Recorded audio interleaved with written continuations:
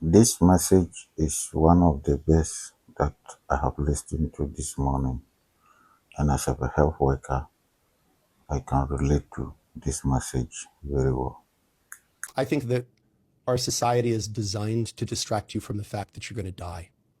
Because if you thought really and internalized the fact that you're going to die, you wouldn't pay attention to the meaningless shit that keeps the machine moving. Like you would just stop buying a lot of what they're selling. I think that we deny death because it's a great mystery. We're terrified of it. And we culturally just reaffirm it over and over by hiding it from people. There is something I will tell you, being a hospital, I think, here's a hot take.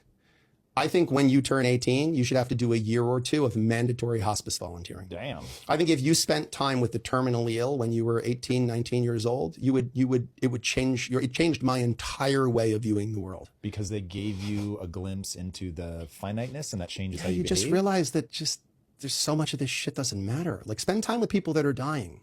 They don't really, all their stuff is a great big pile of nothing. Like all that they can talk about is like the people that they love, the connections that they made, the experiences that they had that were beautiful or painful.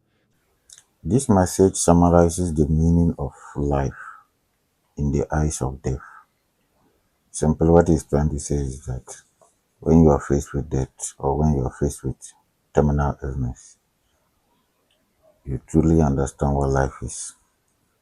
That is when you begin to realize that your loved ones are the most important people in your life, or were the most important people in your life.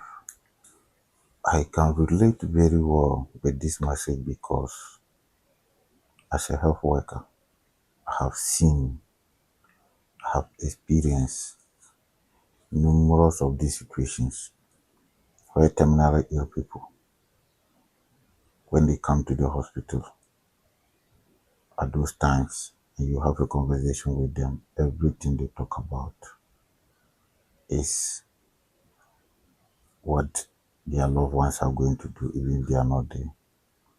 Can you please inform this, my loved person? Can you call this person for me? I just want to see this person. I want to talk to this person. I want to have a word with this person. And sometimes you see the kind of relief and joy it brings to them when you're able to get those people to come to him or her. Even their presence sometimes give the person some temporary relief from if it is even pain. Because of that, it gave me a different meaning and a different perspective about life. We sometimes live as if we are not going to die. Sometimes we think that death is so far from us that we can do anything, we can say anything. And the things that matter to our lives, we just ignore them most of the times. To make time for loved people is not a priority when we are fine, when everything is all right with us.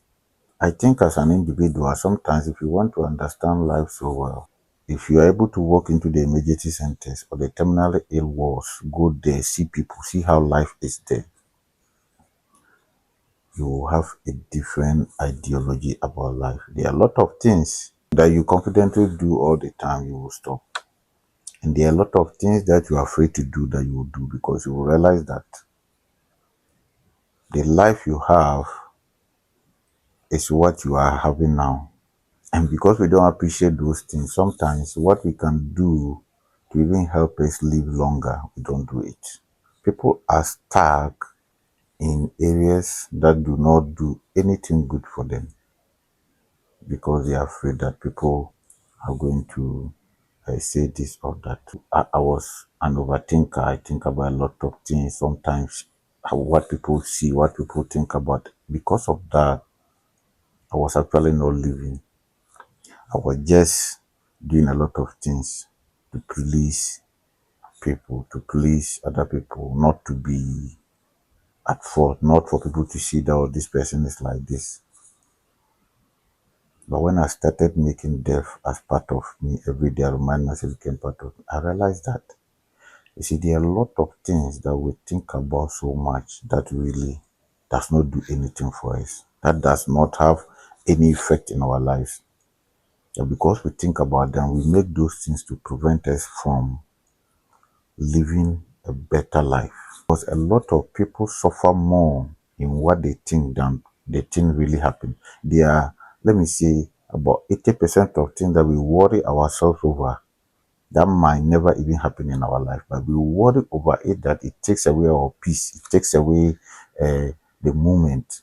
Most of the times you have moments you need to live, enjoy it, but you are thinking about a lot of things that it take away the mood, it take away all the importance of that occasion. So at this point in time that you are healthy, you are good, appreciate the people who care and love you. Don't take them for granted, because at some stage in your life, they are the people that will give meaning to your life. Even when you are dead and gone, it is those people that keeps your memory. It is the impact you have with them. It is the occasions and things. They are the people that will talk about you. Make sure that you are always living and appreciating people that cared, are caring, and continue to care about you. Family and loved ones are the group of people that actually give meaning to your life. But most of the time, you only realize that when it is almost over. So that's what I'm saying. If you want to have a real understanding and better perspective about life, sometimes just visit the terminally ill wards, the emergency centers. Doing everything is okay, but these things and these places will give you a lasting understanding of things that nobody will tell you or no book is going to show you. If you do that, you will not worry about a lot of unnecessary things that do not have any impact in your life.